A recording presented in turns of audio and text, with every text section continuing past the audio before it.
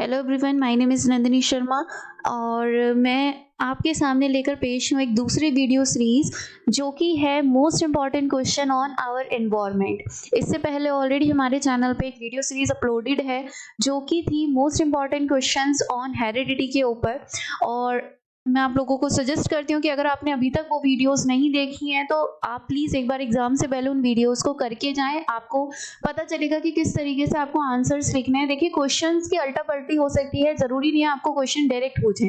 ऐसे भी पूछ सकते हैं व्हाट इज योर नेम, ठीक है ना। मतलब कि कोई भी क्वेश्चन अगर आपको पूछा जा रहा है तो वो सीधा सीधा भी पूछ सकते हैं कि what is food web, food web क्या है। और ऐसा भी हो सकता है वो आपको घुमा के पूछ ले कि इंटर रिलेटेड फूड चेन जो है उसके बारे में एक्सप्लेन कीजिए। तो बात तो दोनों में एक ही पूछी जा रही है ना, लेकिन क्वेश्चन को घुमा दिया है। तो अगर आप क्वेश्चन को समझ सकते हैं, आप सबसे पहले उसको डिकोड कीजिए हिंदी में समझने की कोशिश कीजिए कि क्वेश्चन में पूछ क्या रहा है। आंसर्स तो यही से निकलेंगे जितने क्वेश्चन आपको बता दिए गए हैं, और इनसे बाहर आपको क्वेश्चन भी नहीं मिलेंगे। बट द थिंग कि क्वेश्चंस को अल्टा पल्टा करके पूछ लिया जाता है, ठीक है, उलट पुलट करके पूछ लिया जाता है। ऐसा जरूरी नहीं है कि जो क्वेश्चंस मैं आपको यहाँ पे लिख कर दे रही हूँ एग्जैक्ट टू द वर्ड वही क्वेश्चन आपको एग्जाम में मिले। क्वेश्चंस का तरीका चेंज हो सकता है बट मीनिंग चेंज नहीं होगा। आंसर्स यही आएंगे जो हमने यहाँ पे डिस्कस किए। इसके अलावा एक भी आंसर ऐसा नहीं है जो क्वेश्चन में पूछा जाए या एग्जाम में पूछा जाए और आपको ना आता हो। इफ अगर आपने पढ़ा है, ठीक है, अगर आपने ये वाली चीजें, ये वाली वीडियो सीरीज अच्छे से करी है तो कोई भी आपको नहीं रोक सकता एग्जाम में अच्छे मार्क्स स्कोर करने से, ठीक है। देखिए, जिन बच्चों ने अपनी पूरी प्रिपरेशन कर ली है, जिन्हें अच्छे से आता है, जिन्हें अपने ऊपर पूरा कॉन्फिडेंस है, वो भी एक बार इन वीडियो सीरीज को जरूर देखें। क्योंकि अगर आपको आता है तो आपके लिए एक प्रैक्टिस सेट बन जाएगा, आप लोगों की प्रैक्टिस हो जाएगी, रिवीजन हो जाएगा। और जिनको नहीं आता उनके लिए तो बहुत ही बड़ा फायदेमंद है, क्योंकि आपने एक तो वैसे ही नहीं पढ़ा है पूरे साल और अब आपको क्वेश्चंस मिल रहे हैं। तो ये तो वही बात हो गई ना कि बिल्कुल घर बैठे हमें सब कुछ मिल गया, ठीक है। तो वो उनको करना चाहिए, ठीक है, फायदा उठाना चाहिए इस चीज का। तो चलिए, बिना टाइम वेस्ट किए हम लोग स्टार्ट करते हैं आज की अपनी वीडियो लेक्चर, जिसमें हम लोग डिस्कस करेंगे important questions on the topic our environment.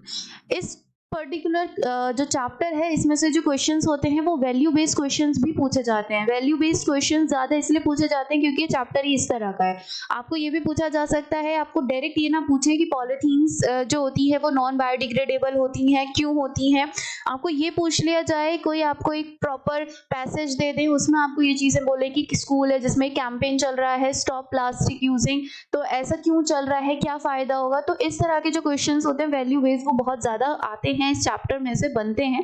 तो आपको जो मेन रीजन होता है वो आपको इन्हीं कंसेप्ट्स में से मिलेगा। बट द थिंग इज कि वैल्यू बेस्ड क्वेश्चंस भी आते हैं, ठीक है, आंसर करने आपको आने चाहिए।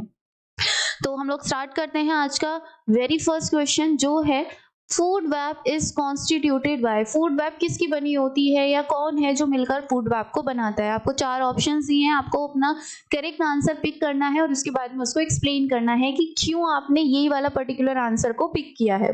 तो आपको 4 ऑप्शंस दे रखे हैं। फर्स्ट ऑप्शन है relationship between the organism and the environment. Organism जीव और उनके आसपास के वातावरण के बीच की रिलेशनशिप को दर्शाता है। या फिर सेकंड ऑप्शन है relationship between plants and animals, पेड़ पौधे और जानवरों के बीच के रिलेशनशिप को दर्शाता है। नेक्स्ट ऑप्शन है various interlink food chain in an ecosystem. बहुत सारी इकोसिस्टम में जब बहुत सारी फूड चेन आपस में लिंक हो जाती हैं उस चीज को दर्शाता है फूड वेब। या फिर लास्ट ऑप्शन आपको दिया है relationship between animals and environment. Animals, जानवरों और उनके आसपास के वातावरण के बीच का जो रिलेशनशिप है उसे दर्शाता है। आई थिंक ये सबसे सिंपल क्वेश्चन है, तो जिसने भी ये चैप्टर एक बार भी पढ़ा है अच्छे से उसको इसका आंसर आता होगा, और जिसको नहीं आता है उसके लिए हम लोग बैठे हैं, बताते हैं आपको क्या आंसर है। तो इसका आंसर है C, various interlink food chain in an ecosystem. जब बहुत सारी फूड चेन आपस में कनेक्ट करती हैं, जब बहुत सारी फूड चेन आपस में कनेक्ट करती हैं तब वो क्या बनाती हैं, एक फूड वेब कॉन्स्टिट्यूट करती हैं, ठीक है। फूड वेब का मतलब आप एक तरीके से, वेब का मतलब क्या होता है, जाला। जैसे मकड़ी का जाला होता है, मकड़ी का जाला किस तरीके से बनता है, ऐसे करके, ठीक है। उसमें आपस में ये सारे जो थ्रेड्स होते हैं ये लिंक्ड होते हैं, ऐसे-ऐसे करके आपने कभी देखा होगा। इसी तरीके से जैसे मकड़ी का जाला होता है, उसी तरीके से आपका फूड वेब होता है, जिसमें कि बहुत सारी फूड चेन जो होती हैं वो आपस में इंटरकनेक्टिंग होती हैं। अब इसका अगर आप एक्सप्लेनेशन पढ़ोगे तो आपको समझ में आएगा कि फूड वेब जो होता है वो होता क्या है, ये हम लोगों ने ऑलरेडी देख लिया है।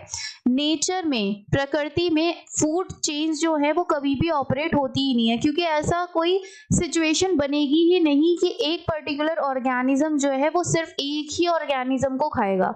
अब ये थोड़ी है कि अगर यहाँ पे मेरे पास माउस है तो माउस को खाने वाला सिर्फ स्नेक है, ऐसा तो कोई जरूरी नहीं है कि माउस को स्नेक ही खाएगा। हो सकता है ईगल उठा के ले जाए, हो सकता है ना कि ईगल उठा के ले जाए, या फिर कोई और जानवर हो वो उसको खा जाए।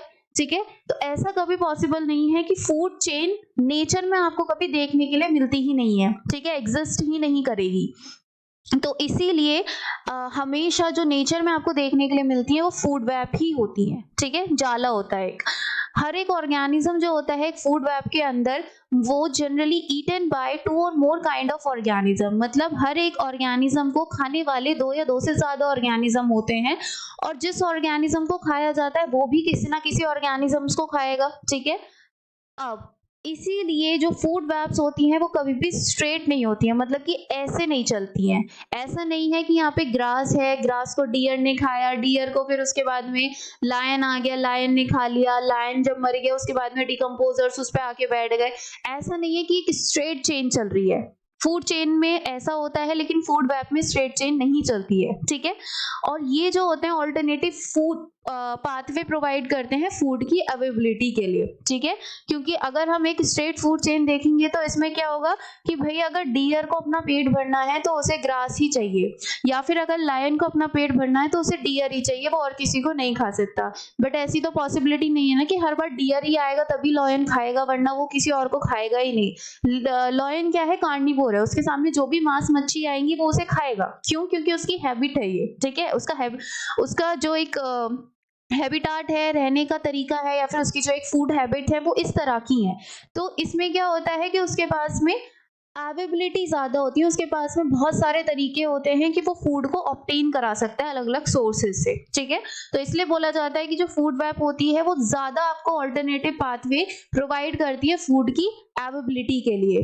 ठीक है, और जितने ज्यादा आपके पास में ऑल्टरनेटिव होंगे, जितने ज्यादा आपके पास में जरिए होंगे अपने लिए फूड को क्या बोलते हैं उसको, फूड लेने के लिए। ठीक है, फूड को लेने के लिए जितना ज्यादा आपके पास जरिए होंगे उतना ही स्टेबल आप इकोसिस्टम बना पाओगे। ठीक है, उतना ही स्टेबल इकोसिस्टम बन पाएगा। तो फूड वेब बेसिकली क्या होता है कि आपकी इस तरह से जो मैंने अभी आपको यहाँ पे दिखाया है फूड वेब है कि एक ऑर्गेनिज्म को खाने वाले एक से ज्यादा ऑर्गेनिज्म हो सकते हैं। ऐसा नहीं है कि एक पर्टिकुलर जो आपकी फूड चेन है उसमें जिस तरीके से ऑर्गेनिजम्स का लेवल चलता है वो ही फूड वेब में चलेगा, ऐसा नहीं होता। ठीक है, फूड वेब में कोई भी किसी को भी खा सकता है, कोई भी किसी के ऊपर भी डिपेंड हो सकता है।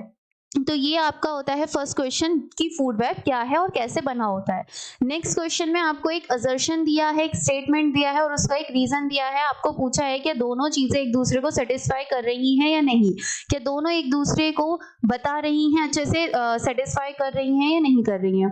तो पहला जो पार्ट है असर्शन, उसमें आपको बोला है soil is replenished naturally bye decomposers. ठीक है, कि जो सॉइल है उसको नेचुरली डिकम्पोजर रिप्लेनिश्ड कर देते हैं, मतलब कि उसके जो न्यूट्रिएंट्स है, उसमें जितने भी आपको विटामिन मिल रहे हैं या फिर किसी भी तरह का कोई भी मिनरल्स मिल रहे हैं, कोफैक्टर्स मिल रहे हैं, तो वो सारी चीजें डिकम्पोजर्स ही सॉइल में प्रोवाइड कर देते हैं। रीजन आपको ये दिया है इस चीज का कि डिकम्पोजर जो होते हैं वो जो डेड रिमेन्स होते हैं, डेड ऑर्गेनिजम्स होते हैं, उनको ब्रेक डाउन करते हैं। ठीक है, यहाँ पे ब्रेक डाउन है और ब्रेक डाउन करते हैं, अच्छा सॉरी ये सही है। ठीक है, ब्रेक डाउन करते हैं और जो वेस्ट प्रोडक्ट होते हैं उन ऑर्गेनिज्म का उसको भी ब्रेक डाउन करते हैं। तो आपको पूछा है कि दोनों चीजें सही हैं, एक दूसरे को सेटिस्फाई कर रही हैं या नहीं कर रही हैं। तो दोनों ही चीजें बिल्कुल सही हैं, क्योंकि जो सॉइल होती है, डिकम्पोजर्स क्या काम करेंगे, जैसे ही कोई भी जीव जानवर मर गया है उसको उसकी बॉडी पे वो अपने आप को फीड कराने स्टार्ट कर देते हैं, खाना शुरू कर देते हैं। जब वो उसकी बॉडी को फीड करते हैं, खाते हैं, तो उसकी वजह से उसकी बॉडी जिन जिन तत्वों से मिलकर बनी होगी वो सारे तत्व कहाँ जाएंगे, सॉइल में जाएंगे, सॉइल में मिक्स होंगे। देखिए सॉइल में मिक्स होने की वजह से अल्टीमेटली वो जितनी भी चीजों से मिलके बना था, चाहे उसकी बॉडी में कार्बन हो, नाइट्रोजन हो, चाहे उसकी बॉडी में कोई भी मिनरल्स हो, वो सब कहाँ चले गए, सॉइल में चले गए। और सॉइल में चले गए तो डिकम्पोजर्स ने क्या काम कर दिया कि उनको डिकम्पोज करते करते सॉइल को भी रिप्लेनिश कर दिया, उसको भी उन्होंने भरपूर कर दिया मिनरल से। ठीक है, तो ये दोनों ही स्टेटमेंट्स और असर्शन और रीजन सेम है, मतलब कि सही है, बिल्कुल एग्जैक्ट है, और रीजन भी फुली सेटिस्फाई कर रहा है इस असर्शन को। एक्सप्लेनेशन देखोगे तो उसमें भी यही चीज लिखी हुई है कि डिकम्पोजर जो होते हैं वो माइक्रो ऑर्गेनिजम्स होते हैं, जैसे कि फंजाई हैं, बैक्टीरिया हैं। डिकम्पोजर्स बेसिकली क्या होते हैं, ऐसे ऑर्गेनिज्म जो किसी भी मरी हुई गली हुई चीज को गलाने का काम करते हैं। ठीक है, जो चीज मर जाती है अगर उनके ऊपर कोई भी फीड नहीं करेगा, कोई भी उन्हें नहीं खाएगा, तो क्या होगा, उनका तो ढेर लगता चला जाएगा। क्योंकि मरना तो निश्चित है कि जब कोई चीज चल रही है तो वो एक ना एक दिन मरेगी, लेकिन अगर उसको कोई खाने वाला ही नहीं है, उसको कोई वहां से हटाने वाला ही नहीं होगा, तो उनका तो ढेर लगता चला जाएगा। फिर तो वो बहुत ज्यादा टॉक्सिक हो जाएंगे, आप हम ही लोगों के एनवायरमेंट को वो क्या करेंगे, हार्म करेंगे। तो वो चीज ना हो इसलिए क्या होता है, डिकम्पोजर्स होते हैं जो कि क्या काम करते हैं, उन मरे हुए जीव जानवरों को डिकम्पोज करते हैं और उनको छोटे छोटे साधारण पदार्थों में तोड़ते हैं और वो सॉइल में चली जाती है और सॉइल उसको यूज करती है या फिर प्लांट्स उसको यूज करते हैं अपनी ग्रोथ के लिए। क्योंकि प्लांट्स को भी अपनी ग्रोथ के लिए बहुत सारे मिनरल्स की, बहुत सारे कोफैक्टर्स की जरूरत पड़ती है जो वो सॉइल से ही लेते हैं। तो इसमें क्या हो रहा है, दोनों का फायदा हो रहा है। डिकम्पोजर्स ने उन माइक्रो ऑर्गेनिज्म को डिकम्पोज कर दिया जिससे कि एनवायरमेंट में टॉक्सिसिटी ना बढ़े, ठीक है, टॉक्सिक ना रहे एनवायरमेंट, और साथ में क्या हो रहा है, जो सॉइल है उससे प्लांट अपने लिए जो भरपूर उन्हें मिनरल्स चाहिए अपनी ग्रोथ के लिए वो भी ले पा रहे हैं। ठीक है, और डिकम्पोजर्स होते क्या क्या है, जैसे कि फंजाई हैं, बैक्टीरिया है जो ब्रेक डाउन करते हैं। आई होप ये दोनों आंसर्स आपको क्लियर हैं और आपको समझ में आ गए हैं। ठीक है, तो चलिए आगे चलते हैं। नेक्स्ट क्वेश्चन अगेन असर्शन और रीजन है। आपको स्टेटमेंट दिया हुआ है कि food chain generally consist only 3 to 4 step. एक फूड चेन में आप 3 या 4 लेवल्स तक ही जा सकते हो, ठीक है, या फिर जाते हो। मतलब कि अगर यहाँ पे मेरा फर्स्ट है कि यहाँ पे ग्रास हो गया, ग्रास को खा लिया, फिर डियर ने, डियर को फिर खा लिया लॉयन ने, फिर लॉयन को डिकम्पोज करने के लिए फोर्थ आ गए डिकम्पोजर्स। तो इस तरीके से 4 या फिर 3 स्टेप में ही फूड चेन जो होती है वो कंप्लीट हो जाती है। रीजन इन्होंने क्या दिया है कि ऑटोट्रॉफ्स जो होते हैं वो सोलर एनर्जी को कैप्चर करते हैं और उसको केमिकल एनर्जी में कन्वर्ट करते हैं। ये तो बिल्कुल सही बात है कि आपके जो ऑटोट्रॉफ्स हैं, जो ग्रीन प्लांट्स हैं, वो सोलर एनर्जी को कैप्चर करते हैं, सनलाइट से एनर्जी लेते हैं अपना खाना बनाने के लिए, और उसको खाना बनाने से पहले क्या करते हैं, जो रेडिएशंस उन्होंने सूरज से ली हैं उन्हें सबसे पहले केमिकल एनर्जी में कन्वर्ट करते हैं, फिर वो अपने फूड प्रोसेस में उसको यूज करते हैं। ठीक है, अब आपको बोला है कि ये दोनों चीजें जो आपने दोनों के दोनों असर्शन और रीजन पढ़ा है, ये दूसरे को सेटिस्फाई कर रहा है या नहीं कर रहा है। तो अगर आप इसको देखोगे तो आपको समझ में आएगा कि दोनों ही चीजें सही हैं अपनी अपनी जगह, कि फूड चेन में 3 से 4 स्टेप्स ही होते हैं और ऑटोट्रॉफ्स ये काम करते हैं। लेकिन ये रीजन इस असर्शन के लिए फिक्स नहीं है, क्योंकि इस चीज से आप ये सेटिस्फाई नहीं कर पाओगे कि फूड चेन में 4 या 3 स्टेप ही क्यों होते हैं। आप ये इससे कैसे बताओगे कि ऑटोट्रॉफ जो है वो सूरज से रोशनी ले लेते हैं, उसको फिर अपनी केमिकल एनर्जी में कन्वर्ट करते हैं, इसलिए 4 से 3 स्टेप्स होते हैं। तो ये तो कुछ चीज नहीं बनी ना, ये तो कुछ रीजन नहीं हुआ इस चीज का।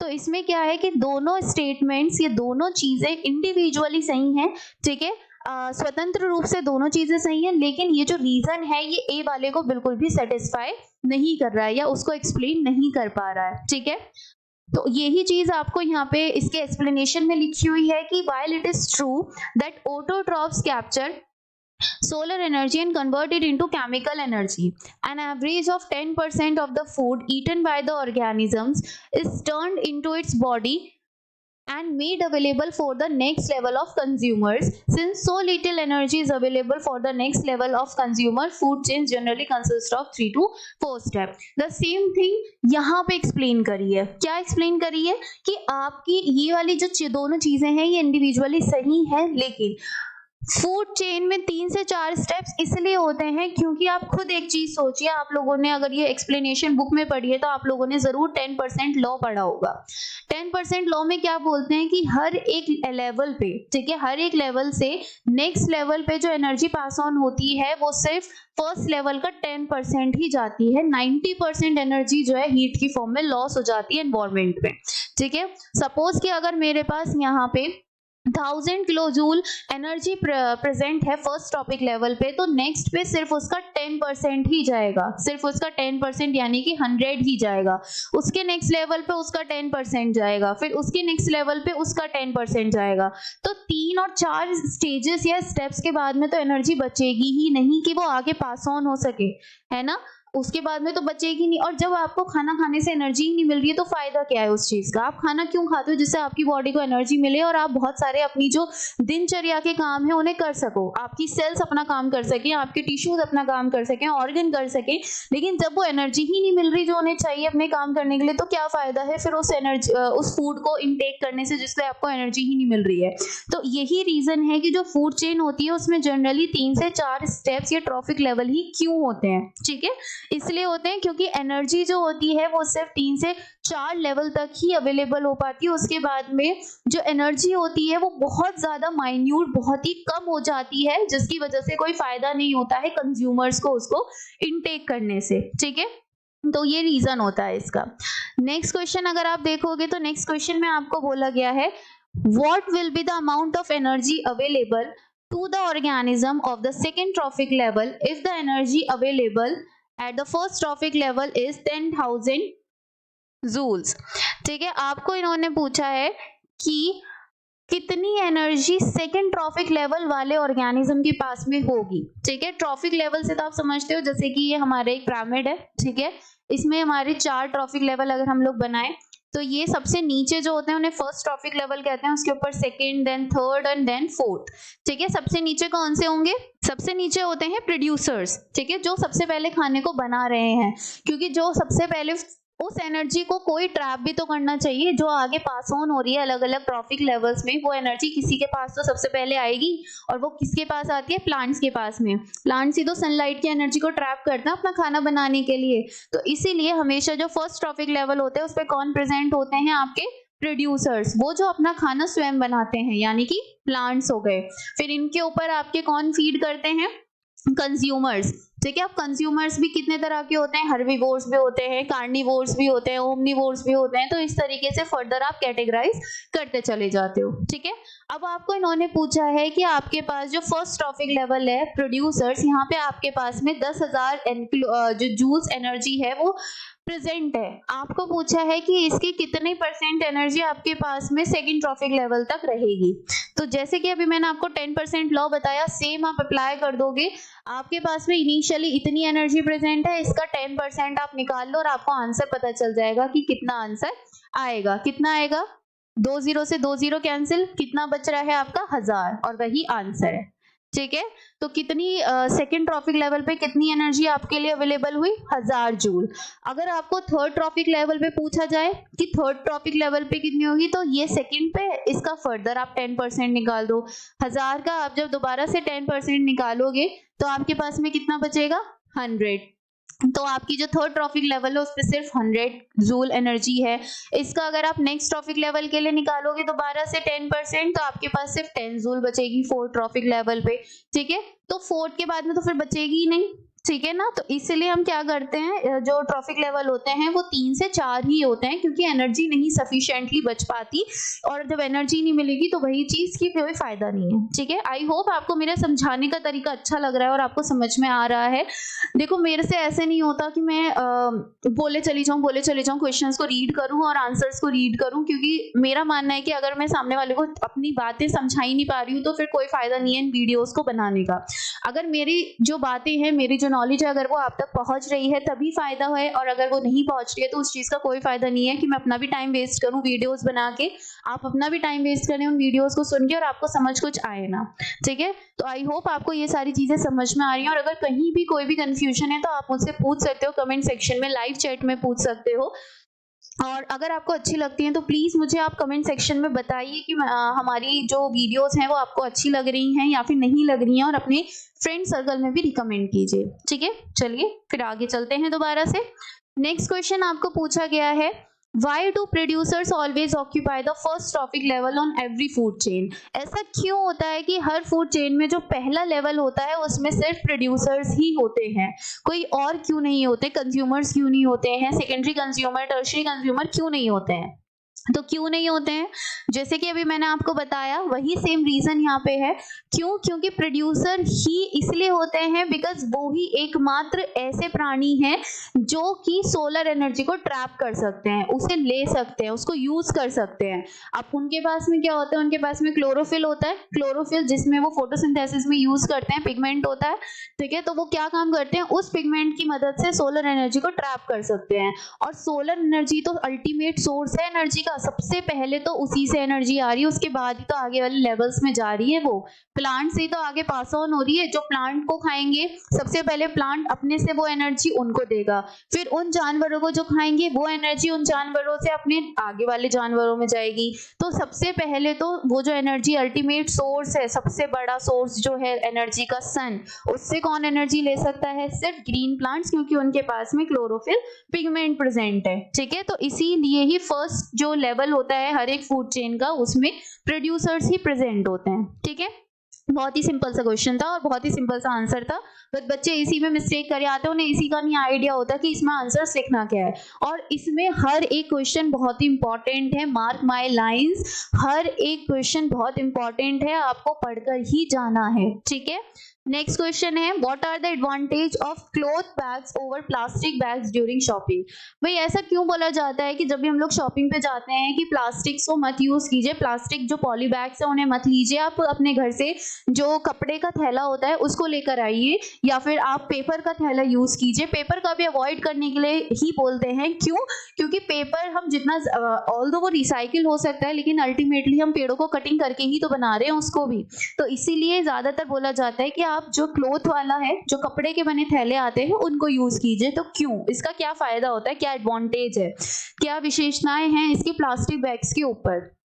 सबसे पहला अगर आप पॉइंट पढ़ोगे तो उसमें लिखा है cloth bag are more durable, वो ज्यादा लंबे समय तक चलते हैं, ठीक है, तो बहुत लंबे समय तक चल सकते हैं। दूसरा, दस can be used again and again, तो आप दोबारा और दोबारा उन्हें यूज कर सकते हो, क्योंकि कपड़ों के थैले का क्या है कि आप गए, आपने शॉपिंग करी, उसके बाद में आके उसे वॉश किया, आपने बाहर हैंग कर दिया, सूख गया, फिर उसे दोबारा से तय करके रख लिया कि जब नेक्स्ट टाइम जाएंगे दोबारा से लेके जाएंगे। तो जो क्लॉथ बैग्स होते हैं उन्हें आप लंबे समय तक यूज कर सकते हो। दे आर स्ट्रॉन्ग एंड दस capable of carrying more things, आपको पता है बहुत ही स्ट्रॉन्ग होते हैं। ऐसा नहीं है, प्लास्टिक बैग्स में भी क्या होता है कि अगर आपने ज्यादा वजन भर लिया अपनी थैली में तो वो फट जाती हैं। पेपर बैग्स के साथ में भी सेम चीज है, पेपर बैग्स में आप ज्यादा हैवी सामान कैरी नहीं कर सकते हो, ठीक है, क्योंकि वो इतने ज्यादा स्ट्रॉन्ग नहीं होते हैं कि वो हैवी सामान के लोड को झेल सके। लेकिन जो कपड़े का बैग होता है उसमें ज्यादातर कपड़े के बैग जो होते हैं वो बहुत स्ट्रॉन्ग होते हैं, आप उसमें इजीली ज्यादा से ज्यादा स्टफ कैरी कर सकते हो। तीसरी चीज है बायोडिग्रेडेबल, सबसे मेन चीज कि वो प्राकृतिक रूप से जो है आप उसको डिग्रेड कर सकते हो, ठीक है। ऐसा नहीं है कि नॉन बायोडिग्रेडेबल और एनवायरनमेंट को किसी भी तरह का नुकसान पहुंचाएगी, तो वो बायोडिग्रेडेबल होती है, जो कि उसकी सबसे बड़ी विशेषता है। तो आई होप ये तीनों पॉइंट आपको क्लियर हो गए हैं। क्वेश्चन नंबर 7 है आप लोगों के सामने कि why is improper disposal of waste is a curse to environment, कि अगर आप जो वेस्ट है उसका प्रॉपर तरीके से डिस्पोजल नहीं करते हो, इम्प्रॉपरली डिस्पोजल कर रहे हो, तो वो आपके एनवायरनमेंट के लिए एक अभिशाप क्यों साबित होता है? क्यों वो आपके एनवायरनमेंट के लिए एक अभिशाप है? क्योंकि अगर आप देखोगे तो अगर आप वेस्ट को डिस्पोज ही अच्छे से नहीं कर रहे हो, आपका जो कूड़ा कबाड़ा है वो ऐसे ही पड़ा हुआ है, तो कहीं ना कहीं वो क्या करेगा? आप ही लोगों को हार्मफुल होगा ना, आप ही लोगों को डिसीज कॉज करेगा, आप ही लोगों के लिए नुकसानदायक होगा। तो इसीलिए जो वेस्ट को डिस्पोज करते हैं उसका मतलब क्या होता है? उसका मतलब होता है कि हमारा जो कूड़ा है, जो वेस्ट है, उससे हमें छुटकारा मिले, ठीक है। क्योंकि अगर उससे हमें छुटकारा नहीं मिलेगा, अगर वो ऐसे ही पड़ा रहेगा, तो क्या होगा? हमारी हेल्थ के लिए वो बहुत ही ज्यादा एक हार्मफुल चीज होगी, हमारी सेफ्टी के लिए भी हार्मफुल होगी, और कहीं ना कहीं बहुत ज्यादा सीरियस एनवायरमेंटल प्रॉब्लम्स भी उसकी वजह से अराइज होंगी।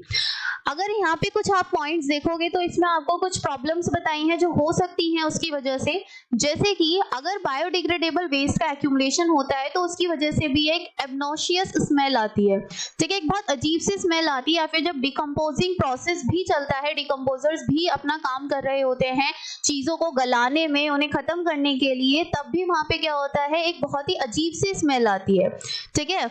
सेकेंड चीज अगर आप देखोगे, second point, there can be a possibility of sparking and endemic if the waste is dumped near a residential area और is allowed to contaminate the water bodies. People living in an area near old and abandoned waste disposal site are in particularly vulnerable position. अगर आप देखोगे कि अगर आप ऐसी जगह पे रहते हो जहाँ पे जो वेस्ट है उसको डंप किया जाता है उसके आसपास की जगहों पे, या फिर क्या होता है वेस्ट को सीधा ही ले जाकर वाटर बॉडीज में छोड़ दिया जाता है, या फिर वो लोग जो कि ऐसी जगहों पे रहते हैं जिसके आसपास में जो वेस्ट डिस्पोजल साइट्स बनाई हुई हैं जहाँ पे कूड़ा करकट आकर पूरे शहर का वहाँ पे ही डाला जाता है, तो वो लोग ज्यादा वनरेबल होते हैं, उन्हें ज्यादा खतरा होता है सीरियस डिसीज को कैरी करने का, या फिर उनको ज्यादा वनरेबल होते हैं वो कि वो उन डिसीजेस को उनको हो सकती है. थर्ड पॉइंट अगर आप देखोगे तो थर्ड पॉइंट में क्या है कि improper waste storage and disposal contaminate surface and ground water. अगर वेस्ट को स्टोर ढंग से ना किया जाए या उसको डिस्पोज ढंग से ना किया जाए तो उसकी वजह से क्या होता है जो सरफेस वाटर है या फिर जो ग्राउंड वाटर सप्लाईज हैं वो भी कंटामिनेट होती हैं. ठीक है, क्योंकि अल्टीमेटली जो वेस्ट है वो जा कहाँ रहा है, आपका अंडरग्राउंड जा रहा है ना, और अंडरग्राउंड पे आपका जो वाटर है उसको ही कंटामिनेट कर रहा है. अगर आप नॉन बायोडिग्रेडेबल सब्सटेंसेस देखते हो जैसे कि केमिकल फर्टिलाइजर्स वगैरह होते हैं, जब हम लोग उन्हें प्लांट में अप्लाई करते हैं तो वो भी तो प्लांट से कहाँ जाएंगे, सॉइल में ही जाएंगे, और दोबारा से वो सॉइल से प्लांट उन्हें दोबारा से अपने लिए लेंगे. तो जब प्लांट उन चीज़ों को दोबारा से अपने लिए यूज़ करते हैं तो कहीं ना कहीं वो जो चीज़ें हमने प्लांट के ग्रोथ के लिए अप्लाई की थी वो उनके लिए लेकिन क्या है, हार्मफुल है, क्योंकि केमिकल फर्टिलाइजर्स को यूज़ करना बिल्कुल भी प्रेफर नहीं किया जाता है क्योंकि उनके बहुत ज़्यादा जो हेल्थ होती है उसके लिए वो हार्मफुल होते हैं. ठीक है, तो इसकी वजह से क्या होता है कि वो दोबारा से आप लोगों में आ रहे हैं और आप लोगों की ही जो हेल्थ है उसको अफेक्ट कर रहे हैं. ठीक है, जीविका को घटा रहे हैं, जितना जीवन है उसको भी कम करते जा रहे हैं. फोर्थ पॉइंट में आपको बोला है improper disposal of plastic prevent the seepage of rain water underground and lead to water scarcity. अगर आप वेस्ट को, प्लास्टिक वेस्ट को अच्छे से डिस्पोज नहीं करोगे तो जो बारिश का पानी है उसका भी जो निकास होता है वो भी नहीं हो पाता. ठीक है, उसका निकास भी प्रॉपर तरीके से नहीं हो पाता, जिसकी वजह से क्या होता है पानी की कमी हो जाती है, जिसकी वजह से क्या होता है कि जो पानी होती है उसकी कमी हो सकती है, क्योंकि कहीं ना कहीं जब वो वाटर निकास नहीं होगा वो इकट्ठा होता चला जाएगा, और जब इकट्ठा होता है जो स्टेगनेंट वाटर होता है, रुका हुआ पानी होता है, उसमें ज्यादा कीटाणु वगैरह डेवलप करते हैं और कहीं ना कहीं वो आपकी जो सॉइल है उसी को क्या करेगा, हार्म कॉज करेगा, और वही पानी फिर आपके पास में किसी ना किसी फॉर्म में आएगा और आपकी हेल्थ के लिए वो क्या हो जाएगा, बहुत ही ज्यादा हार्मफुल हो जाएगा. ठीक है, लास्ट पॉइंट अगर आप देखोगे तो लास्ट पॉइंट में आपको लिखा हुआ है कि अगर आप वेस्ट को प्रॉपर तरीके से सेग्रीगेट नहीं करते हो, मतलब अलग अलग नहीं कर पाते हो, आप डिफरेंशिएट नहीं कर पाते हो, तो उसकी वजह से क्या होगा, वो वेस्ट वहीं पे लंबे समय तक पड़ा रहेगा और उसकी वजह से भी बहुत सारी हार्मफुल डिसीज हो सकती हैं आपकी इकोसिस्टम में, आपके एनवायरमेंट में. आई होप ये क्वेश्चन आपको क्लियर है.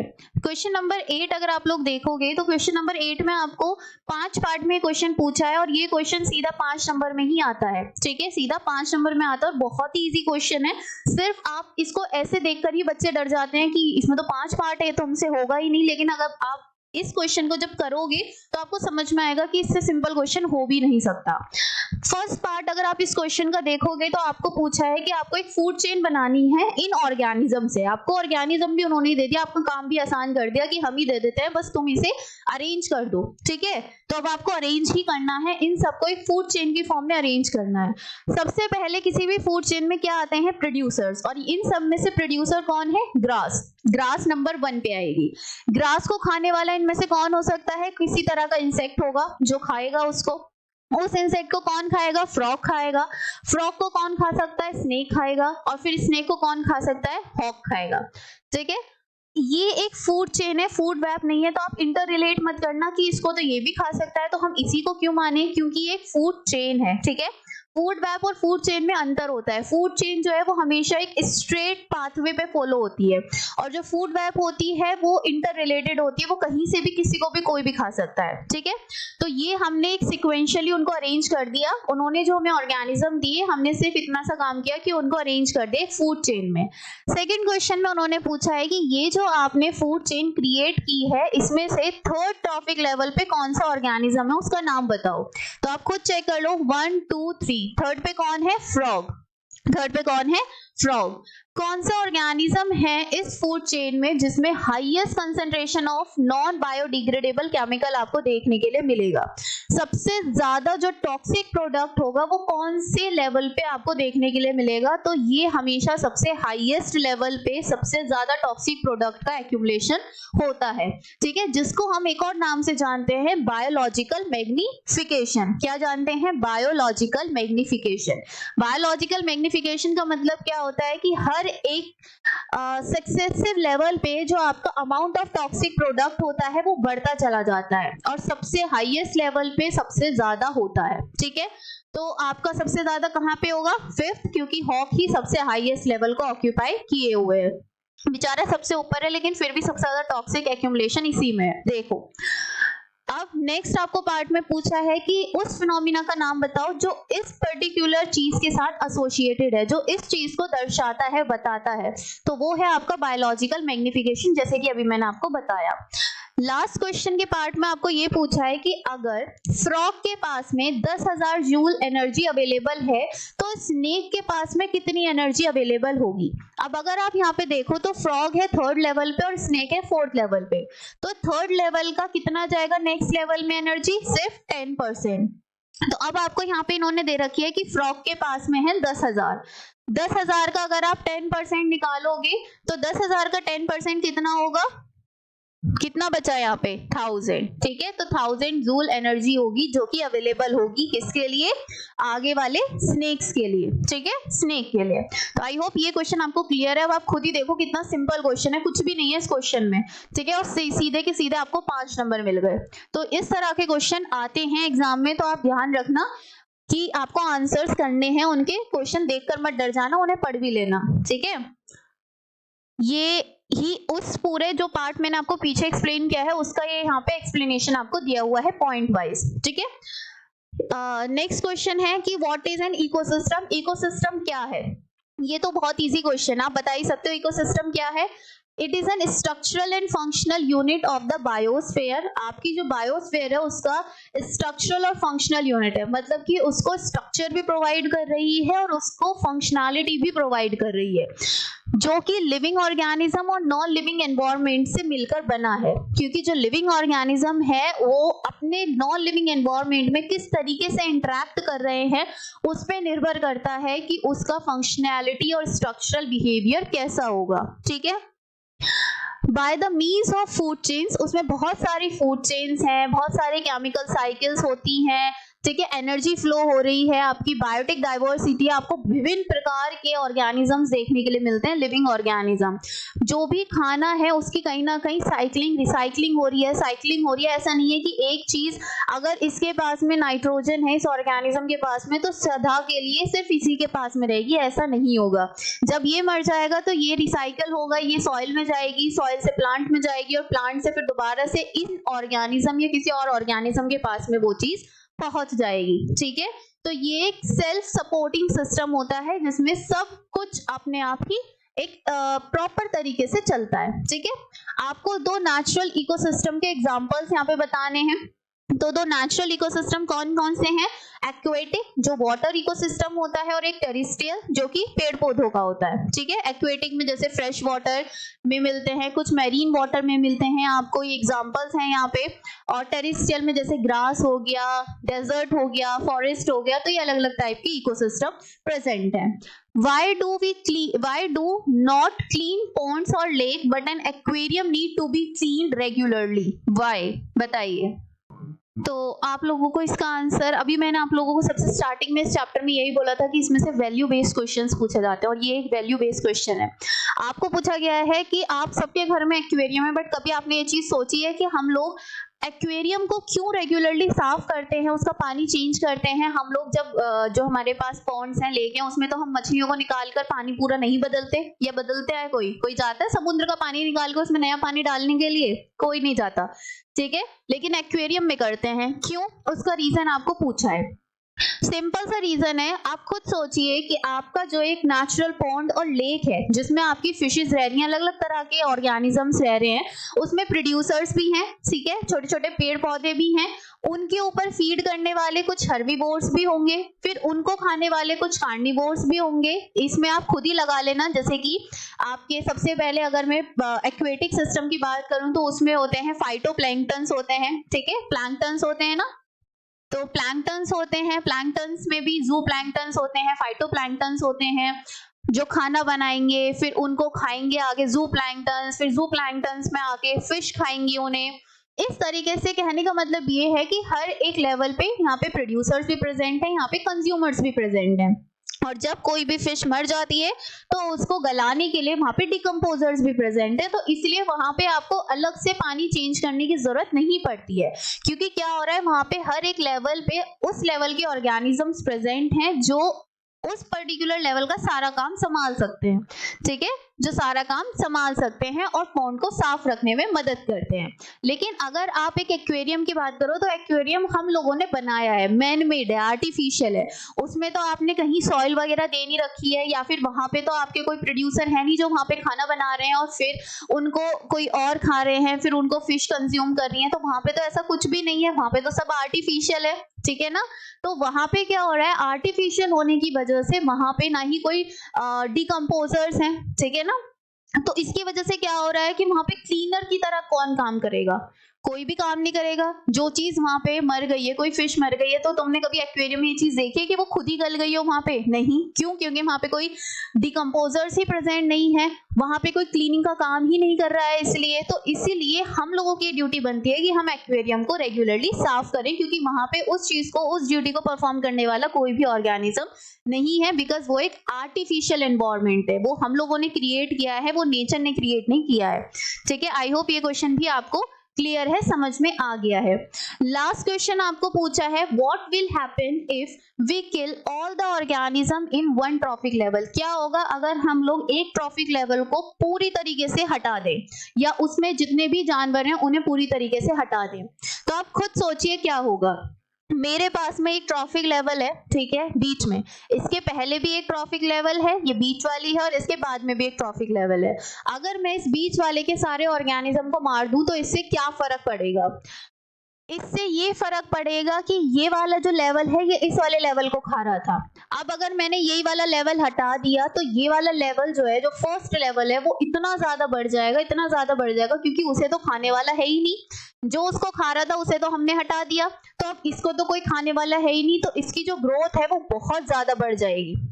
दूसरा फर्क क्या पड़ेगा, इनको जो खाने वाले ऑर्गेनिज्म थे अगले ट्रॉफिक लेवल के, अब उनके लिए तो खाना ही नहीं बचा, जब मैंने इनका खाना ही हटा दिया, ये वाला लेवल ही हटा दिया, तो अब ये वाले लेवल खाएगा क्या? उसके पास तो कुछ खाने के लिए बचेगा ही नहीं, तो ये वाला लेवल क्या हो जाएगा, खत्म होता चला जाएगा, क्योंकि जब खाना नहीं मिलेगा तो मरना शुरू हो जाएंगे। तो अल्टीमेटली क्या होगा, इम्बैलेंस हो जाएगा पूरा का पूरा इकोसिस्टम। एक ट्रॉफिक लेवल हटाने से पूरा इकोसिस्टम जो होता है उसका जो नियंत्रण है वो पूरा अनियंत्रण हो जाता है, ठीक है, खराब हो जाता है। तो यही चीज है कि अगर आप क्या करो, ऑर्गेनिज्म को किसी भी एक ट्रॉफिक लेवल के पूरी तरीके से किल कर दोगे तो नेक्स्ट ट्रॉफिक लेवल में जो फूड एनर्जी जा रही है वो जाएगी ही नहीं, ठीक है। जो ऑर्गेनिजम्स होंगे प्रीवियस ट्रॉफिक लेवल वाले वो बढ़ते चले जाएंगे, वही चीज कि ये वाले बढ़ते चले जाएंगे। जैसे कि आपने सारे के सारे जो हर्बीवोर्स हैं इकोसिस्टम में उनको किल कर दिया, ठीक है, जो भी पेड़ पौधे खाते हैं ये हर्बीवोर्स हैं, ये हमने सारे किल कर दिए।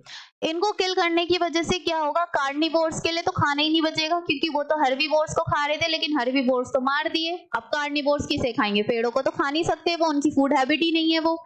उसकी वजह से क्या होगा, जो कार्निवोर्स हैं वो मरते चले जाएंगे, क्योंकि उन्हें खाना नहीं मिलेगा, तो भूख के कारण क्या होगा, मरेंगे वो।